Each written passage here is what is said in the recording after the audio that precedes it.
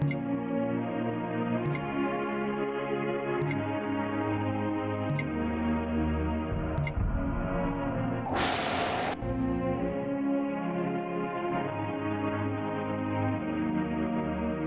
व्यवस्था विवरण के किताब 25 अध्याय 17 पद से पढ़ल जाई। याद रख कि जब तू मिस्र से निकल के आवत रहला तब तोहरा से अमालेक तो से मार्ग में का कैलस, यानी उनके परमेश्वर के भय ना रहल। यही कारण तू जब मार्ग में थकल मांदल रहला तब तोहरा पर चढ़ाई करके जितना निर्बल भइला के कारण सबसे पीछे रहलन सा वो सब के मार दिहले। यही से जब तुहार परमेश्वर यहोवा वो देश में जीवन वो तुहार भाग करके तुहारा अधिकार में कर देत हवे, तुहरा के चारों ओर के सब शत्रु से तुहरा के विश्राम देउस। अमालेक के नाम धरती पर से तू मिटा डलिह और तू ये बात के नाही भूलई ह। प्रिय परमेश्वर कहत हवे अमालेकी लोग के ये धरती पर से मिटा देवे के हवे। अमालेकी लोग के जिंदा ना रहे के चाही। वो तोहरा साथ जीवन कैला हमके याद हवे। परमेश्वर के स्मरण में अमालेकी लोग के प्रति एगो कड़वा यादगार रह गेल रहे। अमालेकी लोग के जब परमेश्वर याद करेलन त एगो कड़वा अनुभव, एगो बुरा यादगार, काहे कि अमालेकी बड़ा दुष्ट रहले। प्रिय अमालेकी के हवे जानत हई? एसाव के संतान, एसाव के वंशज अमालेकी रहले। एसाव के बेटन में से एगो के नाम अमालेक रहे। अमालेक में से अमालेकी लोग अइले। अमालेकी लोग वास्तव में इस्राएली लोग के भाई भइला पर भी इस्राएली लोगन के अमालेकी विरोध कैले, इस्राएली लोग के डरावले। इस्राएली जब मिस्र से निकल के कनान देश की ओर जात रहले त अचानक वो हमला करके उन्हन में जे निर्बल रहे उनके, विशेष रीति से स्त्री लोग के और छोटा बच्चन के बलपूर्वक मार के इनकरा सगरी धन संपत्ति के लूट के और छीन करके उन्हन लोग के घायल कैले। ऐसा लुटेरा रहले ई लोग अमालेकी लोग के विषय में जब परमेश्वर याद करेलन त और जब भी उनकर स्मरण परमेश्वर के दिमाग में आवेला तो एगो कड़वा स्मरण, एगो बुरा यादगार परमेश्वर के मन में रह गईल। प्रिय भाई और बहन लोग, कई बार परमेश्वर जब केहू के याद करेलन तब वो यादगार में बुराई या कड़वाहट ठोखला पर वो उनकर खातिर भला ना ह। नमूना खातिर कैन आदम हवा के पहला संतान उ रहले, पहलौठा बेटा के रूप में जन्मल रहले। बाकी कैन पहलौठा रहले। हाबिल के घात कैला के कारण कैन परमेश्वर के मन में एगो कड़वा अनुभव के छोड़ दिहले। प्रिय परमेश्वर के महानता यह कि कोनो व्यक्ति पाप कैला से उनके एगो पश्चाताप के अवसर देने परमेश्वर के स्वभाव हवे। प्रिय जब कैन हाबिल के घात कैले ओकरा बाद में परमेश्वर उनकरा पास आके पूछले, कैन तुहार भाई कहाँ हुए? परमेश्वर जौन कबो भी उनकरा भाई के विषय ना पूछले।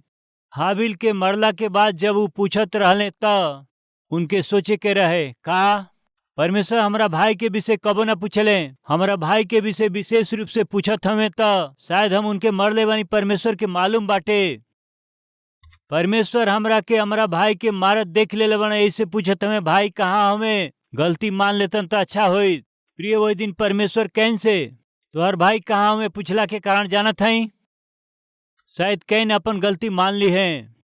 का परमेश्वर के ना मालूम रहे कैन हाबिल के मार देले हमें? मालूम रहे। मालूम बात तो काहे पूछत हमें? पूछला के जरिए कैन के एगो अवसर देत रहले, आदम तू कहाँ हुआ? पूछले कि नहीं? पूछले। का परमेश्वर के ना मालूम रहे आदम छिपल बाड़े? फिर ऐसे काहे पूछले? ऐसे पूछला से आदम के अपन गलती मान के कहे के रहल, रउआ जो न फल के खाए के मना कले रहली, मूर्खता से हम खा लिहली और हम नंगा हैं जान के हम छिप गई, हमरा के क्षमा करी। शायद ऐसा कहीं है क्षमा मांगी है परमेश्वर ऐसा सोचले।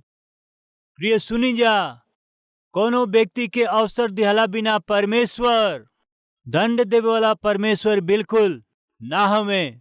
प्रिय भाई और बहन, आज ये संदेश के सुने वाला हर एक के जीवन परमेश्वर के सामने खुलल बाटे।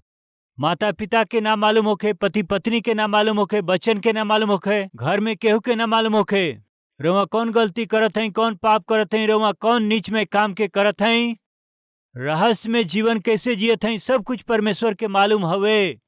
जाने वाला परमेश्वर सामान्यतः रउआ अपना गलती के मान ले, ई सोच के रउआ के वो अवसर दिहे, सच्चाई हवे। वही दिन कैन के परमेश्वर अवसर दिले, बाकी कैन त ओकर लाभ ना उठौले। काहे? हम अपना भाई के रखवाला हई का? ऐसे उ पलट के बोलने, फलस्वरूप भगोड़ा बन गईले और श्रापित होके उ घूमत रहले। प्रिय भाई और बहन, एदोम एगो देश बन गई, बाकी समय के साथ एदोम नाश हो गई। अध्याय के पहला अध्याय ओकरा 11 पद में हम देखिला, हे एसाव तू हमेशा खातिर नाश हो जाइब। काहे खातिर? परमेश्वर के यादगार में एदोमी लोग के स्मरण बहुते कड़वा यादगार रहल। यही से वो अंत में आके एदोमी पूरा रीति से धरती पर से मिट गईले। कारण जानत हई, ये धरती पर पूरा रीति से एदोमी मिट गईल हवे, वो दिखाई ना दी है। कारण हवे परमेश्वर के एसाव एगो कड़वा अनुभव के दिहले। दूसरा, अमालेक से उत्पन्न भई लोग बाद में अमालेकी कहले। ई लोग खतरनाक लोग हमें। परमेश्वर मूसा से कहत हमें कि हमके याद हवे अमालेकी तोहरा साथ जौन कैले हमके याद बा। का हवे वो याद? वो दुष्ट हमें, वो बुरा लोग हमें, वो नीच हमें, वो घृणित हमें। वो जब तक जिंदा रही हैं तो के कबो शांति ना मिली। यही से उनके मार डाला। यही से परमेश्वर वो दिन वो बात के बतौले।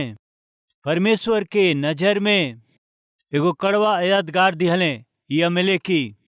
प्रिय भाई और बहन लोग, हमने जीवन के यात्रा में हमहन बहुत से लोग से मिलीला, बहुत से लोगन से बात करीला, बहुत से लोगन के साथ में हमहन अपना कार्यकलाप के करीला। बाकी ध्यान से सुनी, केहू यदि उनकरा मन में केहू के एगो गलत सोच के अपना मन में रख लिहल त प्रभु में हम रउआ के कहत हई कि ई सही ना ह। अपना जीवन में हम कुछ लोगन के याद करीला त कड़वा अनुभव याद आवेला। नमूना खातिर प्रिय एगो सेवक एक दिन हमारा पास अइले। वो अइला के बाद, भैया बेटी के शादी करे के बा, शादी करे के हमारा पास सामर्थ्य नहीं खे, ओकरा खातिर आर्थिक ताकत भी नहीं खे, रउआ थोड़ा मदद करब का? हम अपना बेटी के विवाह करल चाहत हई। ऐसे वो निवेदन कैले। साथी सेवक अपना बेटी खातिर परेशान होकर हमें ई सोच करके हम बाद में हम उनकरा के सहायता भेज दिहली। वो सहायता लेके बेटी के शादी करौले। शादी अच्छा भइल, हमके न्योता भी दिहले। हम गईली, आशीष दे के अइली। कुछ बरिस के बाद में पुलिस स्टेशन से फोन आइल। इंस्पेक्टर कहले, सतीश कुमार तोहरा नाम से फाइल दर्ज बाटे। हम कहली, हमरा नाम से केस फाइल बाटे? के फाइल कल हवे? फलाना व्यक्ति फाइल कले हुए जी। हमके आश्चर्य भइल। हमरा विषय में के केस करे वाला के रह जानत हई? जेकरा बेटी के शादी खातिर हम मदद कैले रहली उहे जाके हमरा खिलाफ पुलिस स्टेशन में हमरा विरोध में रिपोर्ट लिखा दिहले। उनकरा विषय में जब भी हम याद करीला त एगो कड़वा अनुभव, भलाई कैला से भलाई करे वाला के ऊपर भी बिना भय के बुराई कैले हमें। दूसरा, एगो सेवा कैले, उहो सेवा करत रहले। वो आके हमरा से कहले कि हमार सेवा बर्बाद होखत बाटे। बहुत से लोगन से हम मदद मंगले रहली, केहू मदद ना कैल, कृपया रउआ हमके मदद करी। ऐसे वो बहुत निवेदन कैले। हम सहायता के स्थिति में ना रहली, बाकी जे सहायता कर सकत रहले उनकर नाम हम बतौली। फलाना व्यक्ति के पास जा, फलाना व्यक्ति के पास जा, फलाना व्यक्ति के पास जा। उनके हमार नाम बताई है, सहायता कर दी है। जाके नाम बतौला पर ना मदद कैले। वो फिर हमरा पास अइले, कहले कि केहू मदद नहीं खे करत, सेवकाई बर्बाद होता, कृपया हमार मदद करी। कहला से हमके करे के ही पड़ गई। यही से उनके हम सामर्थ्य से बढ़ के सहायता करके उनकरा के भेज दिली।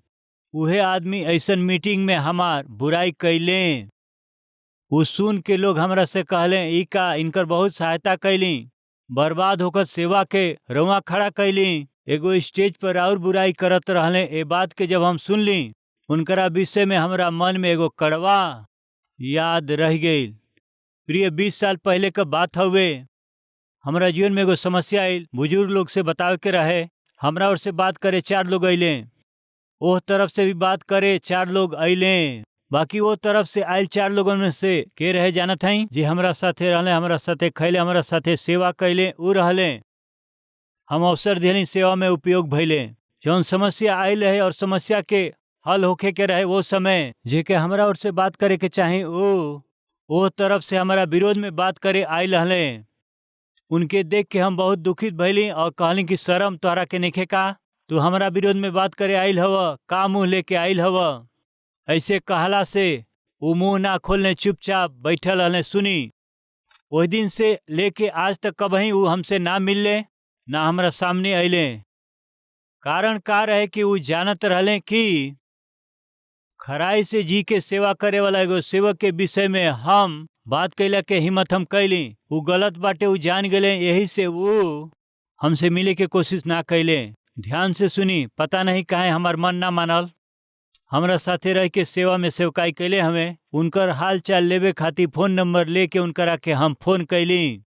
फोन करके कैसन बानी, का हाल चाल बा जब हम पूछली तब वो पूछले के हम कहली सतीश कुमार। कौन से सतीश कुमार? हमके पहचानना ना कहला से हम नहीं पहचानत जी। बहुत से सतीश कुमार के जानत है, उमा से के हैं हम नहीं जानत।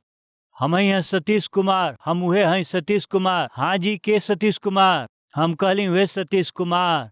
हाँ जी, रउआ के हैं? विचित्र बात करत हैं। हम विजयवाड़ा के सतीश कुमार के जानत हैं। हम कड़प्पा और चेन्नई के सतीश कुमार के जानत हैं।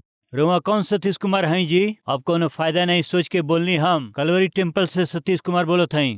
अब जितना रउआ शांत बैठल बानी उहे ऐसे शांत भइले।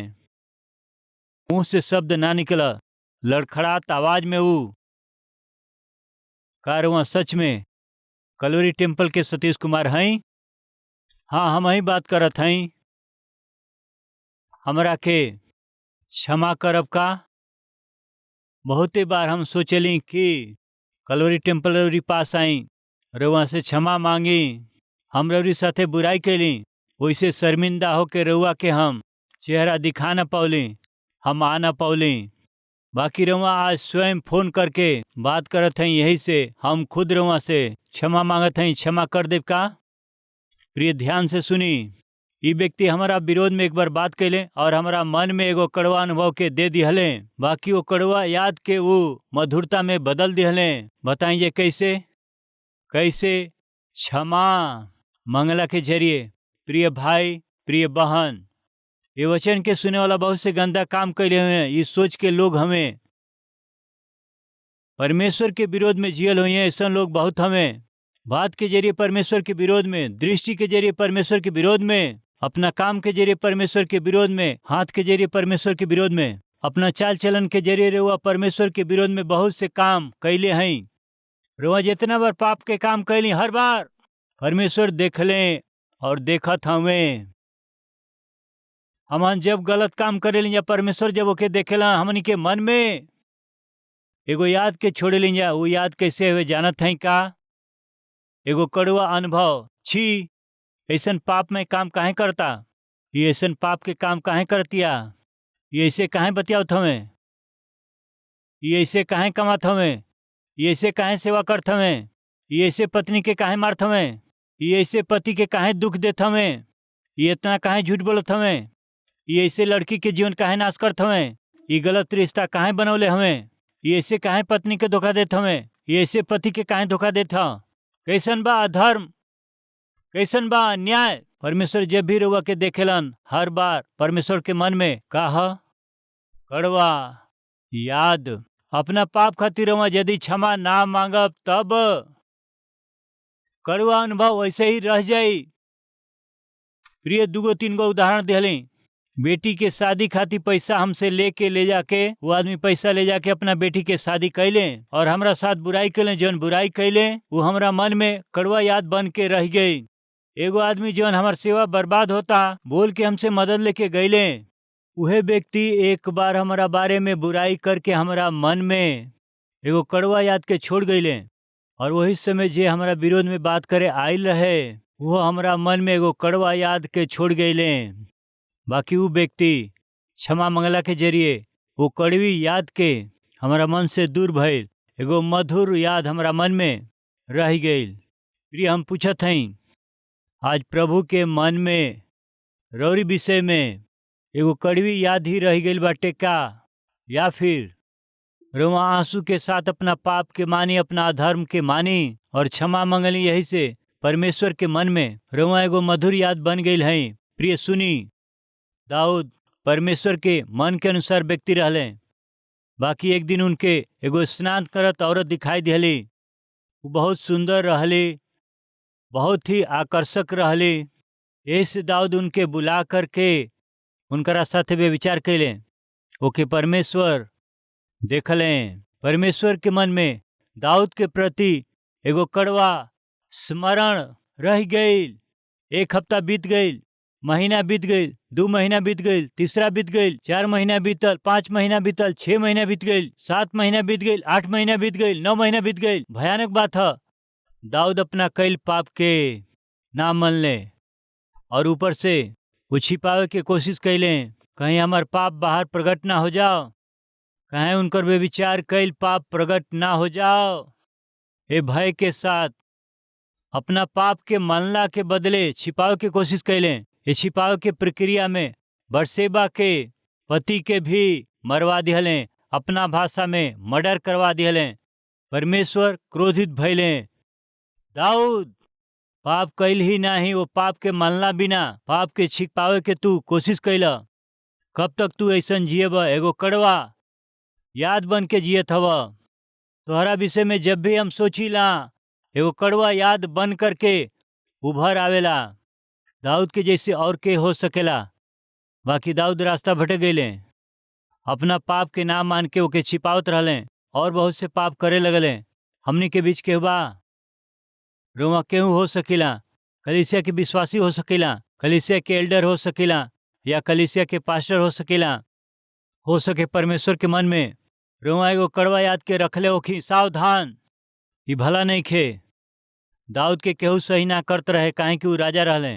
यदि सवाल करब तो सवाल करब यही से तो उरिया के वो युद्ध में मरवा दिहले।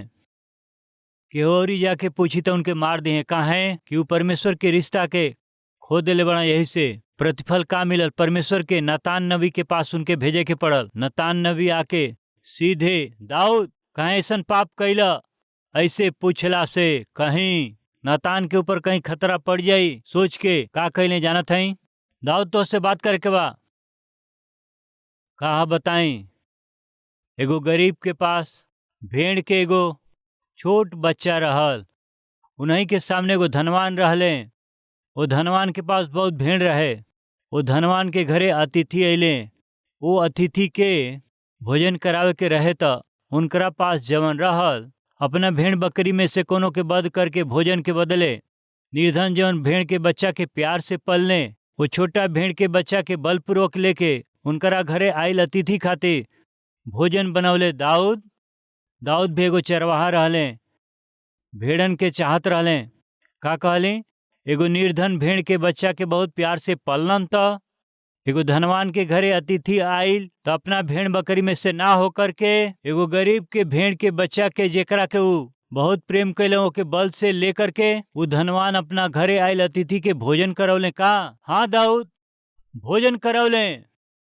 ये कहानी के सुन के दाऊद का कहले जानत है का? वो आदमी मौत के योग्य बा। का कहले? मृत्यु के योग्य बाने। एगो भेड़ के बच्चा के मार दिया, यही खातिर 4 गो भेड़ के बच्चा के देवे के ही पड़ी। फैसला सुनौले दाऊद।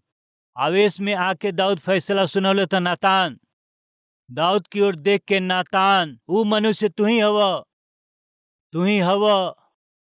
ओ धनवान एगो निर्धन जौन अपना पत्नी से बहुत प्यार कैले, ओ बदसिबा के साथ में अन्याय से तो अपना इच्छा के पूरा कैला। प्रिय, आइल अतिथि के रहे इच्छा। आइल अतिथि जौन रहले शरीर के इच्छा रहल।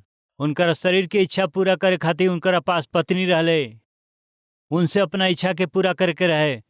पति लोग सुनी जा, रौरी शरीर में इच्छा खाली परमेश्वर रखले हमें।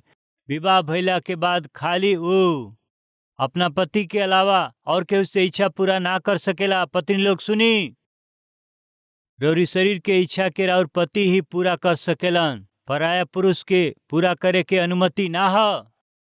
जवान भाई बहन लोग सुनी, जवानी में राउर अभिलाषा बढ़ जाला। शरीर के अभिलाषा रउआ के सामान्य रूप से विचलित कर दे। बाकी सुनी, विवाह के जरिए ही राउर इच्छा पूरा होके के चाही। बॉयफ्रेंड से या गर्लफ्रेंड से प्रेम कह के प्रेम के आड़ में अपना ये इच्छा के पाप में काम के जरिए यदि रउआ पूरा करे के कोशिश करब तो सुनी जा, एके बाइबल बेविचार कहेले। बाइबल कहेले विवाह सब में आदर के बात मानल जाओ और तोरा विवाह के बिछौना निष्कलंक और पवित्र रहे के बाटे। पवित्र विवाह में यदि रउआ के सहभागी बने के बात, विवाह भइला तक रौरी शरीर के दूसरा कोनो आदमी के छुए के जरूरत ना हो। यह पवित्र विवाह। वो दिन दाऊद अपना इच्छा के अपना पत्नी के साथ ना होकर के पराये व्यक्ति के पत्नी से वो इच्छा के पूरा करे के कोशिश कैले और परमेश्वरों के देखलें। आज यहाँ बाटे का केहू आत्मिक औरत हैं, आत्मिक पुरुष हैं, बाकी फिर भी रउआ अपना शारीरिक इच्छा के पूरा करे खातिर के गलत कदम बढ़ावत हैं। अपना शरीर के इच्छा पूरा करे खातिर रउआ गलत काम करत हैं। हम बतौली ना, रउआ कलीसिया के सदस्य हो सकीला, कलीसिया के डीकन हो सकीला या कलीसिया के पास्टर हो सकीला, स्त्री या पुरुष हो सकीला। शरीर में रहे वाला जवन इच्छा बाटे ओके परमेश्वर रखले हमें। वो इच्छा के पूरा करे खातिर विवाह रूपी एगो बंधन के परमेश्वर बनौले। विवाह के बाहर यदि वो इच्छा के पूरा करे के कोशिश रउआ करब त या जल्दीबाजी करब या गलत कदम बढ़ाब त सुनी जा, भलाई ना होई। दाऊद के परमेश्वर अतीत में जब भी याद कैले हर बार मधुर याद रहे। दाऊद अद्भुत भजनकार रहले, दाऊद अद्भुत राजा रहले, दाऊद अद्भुत मित्र रहले, दाऊद अद्भुत राजा रहले, दाऊद अद्भुत प्रार्थना योद्धा रहले, दाऊद दीन और नम्र व्यक्ति रहले, दाऊद पवित्र व्यक्ति रहले। ध्यान से सुनी जा, दाऊद परमेश्वर के मन में एगो कड़वा स्मरण के रूप में रहले। दाऊद के मृत्यु दंड मिले के रहे, बाकी परमेश्वर ना चाहले। ऊ मनुष्य तू ही हवा। ऐसे जब नतान कहले त दाऊद तुरंत ही पश्चाताप कैले। 91 भजन के रउआ पढ़ब त रउआ के मालूम हो जाई दाऊद कितना रोले रहले, कितना आंसू बहा के प्रार्थना कैले। ऐसन पश्चाताप के परमेश्वर देखले। दाऊद के विषय परमेश्वर के मन में कड़वा अनुभव रहे। दाऊद के देखला से कड़वा याद रहल, बाकी अब के याद आवत हवे? आंसू बहावत पश्चाताप करत एगो दीन व्यक्ति दिखाई देते हवे। यही से परमेश्वर का कैले? दाऊद के क्षमा कैले। नतान कहत हवे तू मौत के योग्य रह, तोहके मर जाए के रहे, बाकी तोहार आंसू बहावल परमेश्वर त देखले। तोहार आंसू बहावल परमेश्वर देखले। यही खातिर परमेश्वर मौत के तोहरा से दूर कर दिहले। तोहके मर जाए के रहे, बाकी परमेश्वर मौत से तोहरा के बचा लिहले। रउआ बपतिस्मा लिहला के बाद, उद्धार पावला के बाद प्रभु खातिर जब रउआ जियत हई त रउआ सेवा में भाग लेत, संडे स्कूल लेत समय, क्वायर में भाग लेत समय, कलीसिया के अगुआ होके, वैसे ही यदि पास्टर होके भी रउआ जानबूझ के पाप करब त परमेश्वर के याद में रउआ एगो कड़वा याद बन के रह जात हई। ऐसन कड़वा याद बन के रहला से यदि रउआ पश्चाताप करके परमेश्वर के सामने आयब तो परमेश्वर रउआ के क्षमा करी है या ना करी है? का कहत हई बताई? क्षमा करी है, निश्चय क्षमा करी है। आज के दिन अब तक जौन पाप कैले ओकरा के प्रभु के सामने मान लेब त परमेश्वर के मन में जौन कड़वा याद बन के बानी ओके दूर करके रौरी विषय में मधुर याद प्रभु के मन में रह जाए। दाऊद बेविचार कैले, बाकी पश्चाताप कैला के जरिए मधुर याद के दाऊद अनंत काल खातिर परमेश्वर के मन में याद छोड़ के गईले। यदि वो क्षमा ना मंगले रहतन त दाऊद एगो कड़वा याद के ही छोड़ के गए रहते। प्रार्थना करी जा, हर एक जन सिर झुकावे।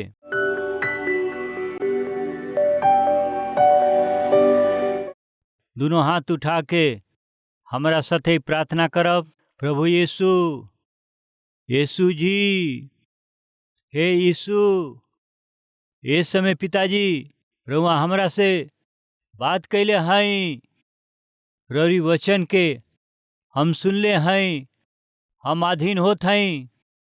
अब तक हम ये क्षण तक हमार कैल गई हर एक गलती के, हर एक पाप के मानत हई। क्षमा करी, क्षमा करी पिता।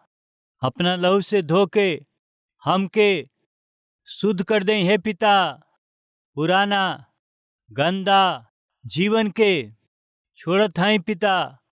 अब से लेके एगो नया व्यक्ति के रूप में जिए खातिर अपना आप के अर्पण करत हई। ग्रहण करी हे पिता। अब से लेके हमारा विषय में पिता जब भी रवा हमके याद करी, एगो मधुर याद रउआ के मन में होके पावे आशा करत हम अपना आप के रौरी हाथ में सौंपत हई पिताजी। आमीन।